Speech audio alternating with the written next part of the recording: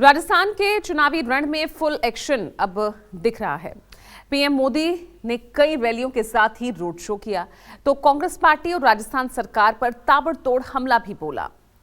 PM की बात करें तो उन्होंने दावा किया कि इस बार सूबे में बदलाव की बयार बह रही है और 3 दिसंबर को जादूगर का जादू छूमंतर हो जाएगा, कांग्रेस छूमंतर हो जाएगी। लेकिन राहुल गांधी ने जनसैलाब के बीच दावा किया कि सूबे में फिर से कांग्रेस की सरकार बनने जा रही है और बीजेपी की नफरत राजस्थान में फिर से मोहब्बत की दुकान खुलने से नहीं रोक सकती।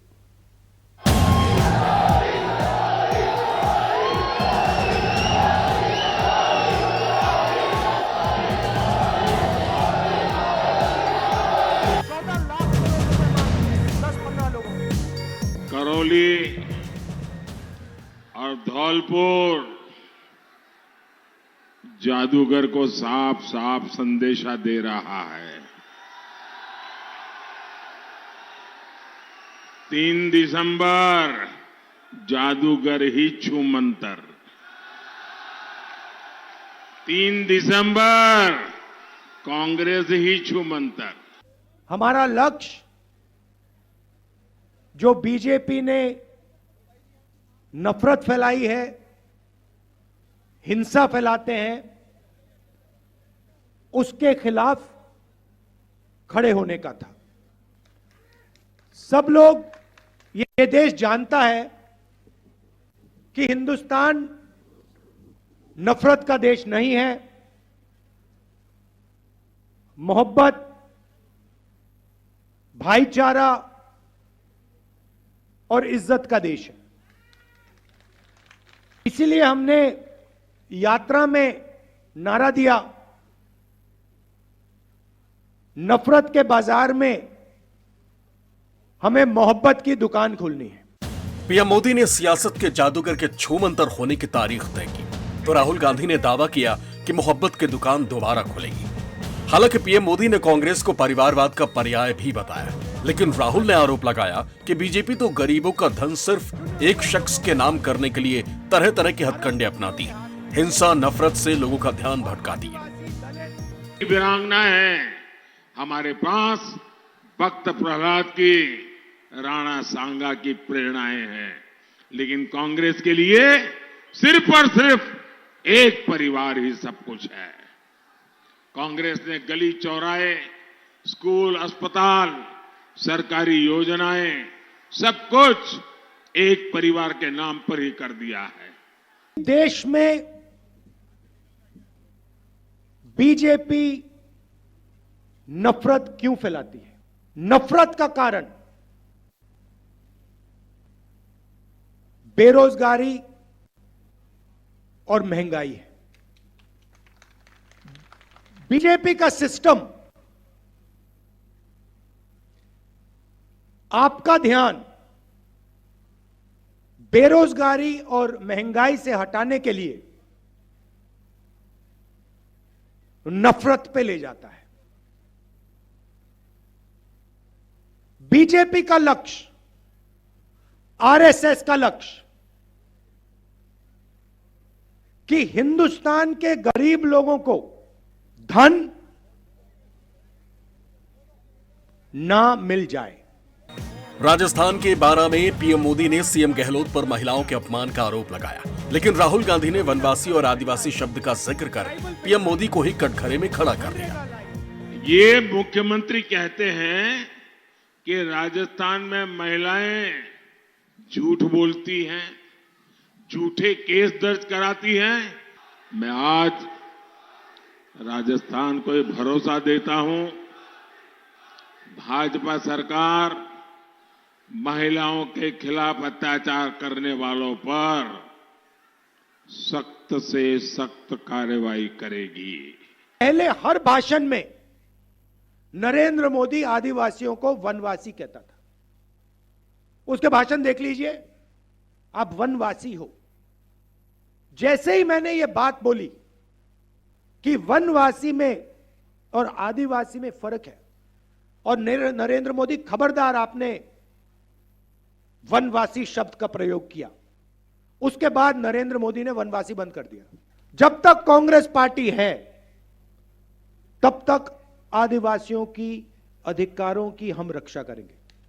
आपके साथ खड़े होके आपके बच्चों को शिक्षा दिलवाएंगे, फ्री में स्वास्थ्य दिलवाएंगे, मुफ्त में स्वास्थ्य दिलवाएंगे, और आपका जो जमीन पर, जंगल पर, जल पर हक बनता है वो आपको दिलवाएंगे। 12 की इस सभा से पीएम मोदी ने देश के 3 कथित दुश्मनों का जिक्र करते हुए कांग्रेस पर निशाना साधा, तो साथ ही लाल डायरी के जरिए जल, जंगल और जमीन बेचने का कसूरवार भी ठहराया। लेकिन राहुल ने आरोप लगाया कि जब से उन्होंने जाति गणना का सवाल उठाया है, पीएम मोदी ने अपना भाषण ही बदल दिया है। जब तक भ्रष्टाचार, परिवारवाद और तुष्टीकरण नाम के देश के 3 दुश्मन हमारे बीच है, तब तक ये संकल्प पूरा होना मुश्किल है। और कांग्रेस इन 3 बुराइयों की सबसे बड़ी प्रतीक है। आजकल राजस्थान की लाल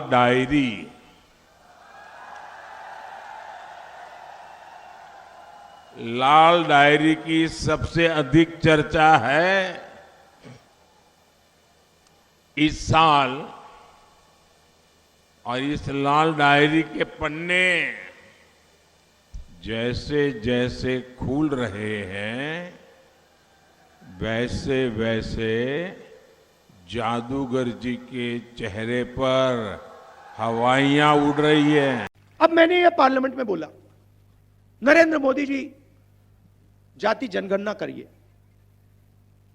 यूपीए के समय हमने आंकड़े निकाले थे, देश को दिखा दीजिए। उस दिन के बाद नरेंद्र मोदी जी के भाषण बिल्कुल बदल गए।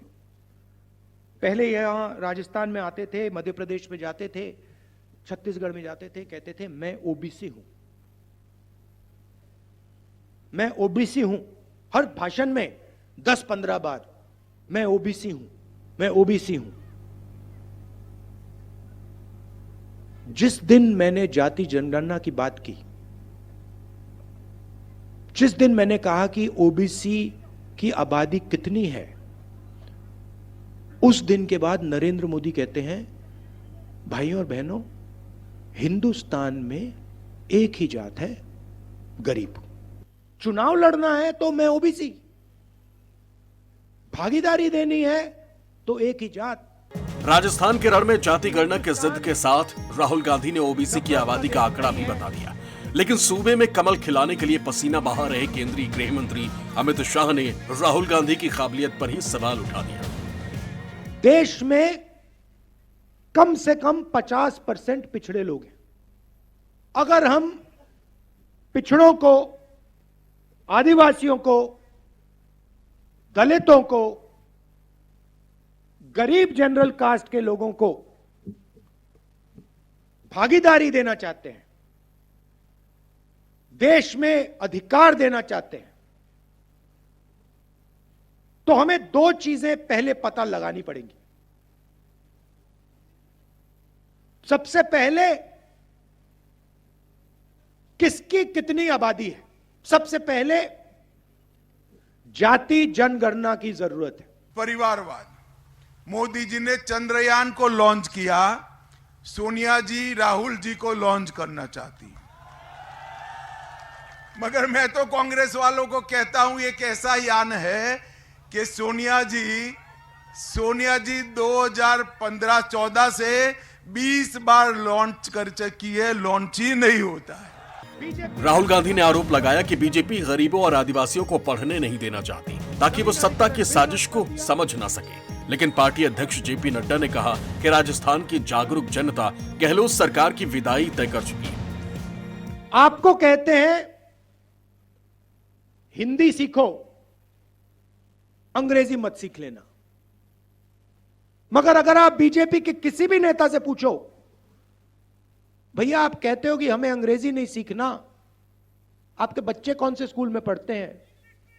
English medium. क्यों? क्योंकि उनको मालूम है सबसे अच्छी नौकरियां call centre, IT, software, engineering, सबसे अच्छी नौकरियों के लिए आपको अंग्रेजी बोलनी पड़ेगी। और वो चाहते हैं कि आदिवासी जंगल में रहे। मैं चाहता हूं कि आदिवासी युवा अगर पायलट बनना चाहता है, अमेरिका में हवाई जहाज में जाना चाहता है, उसका हक बनता है। पिछले 5 साल में गहलोत सरकार की खोट के कारण इसको बहुत बड़ी चोट लगी है, इसको हमको समझना। आज राजस्थान की पहचान भ्रष्टाचार के रूप में होती है कि नहीं होती है? होती है कि नहीं होती है?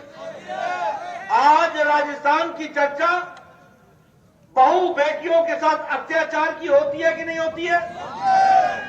आज राजस्थान की चर्चा किसानों को धोखा देने के लिए होती है कि नहीं होती है? आज राजस्थान की चर्चा दलित भाइयों के साथ अत्याचार की होती है कि नहीं होती है?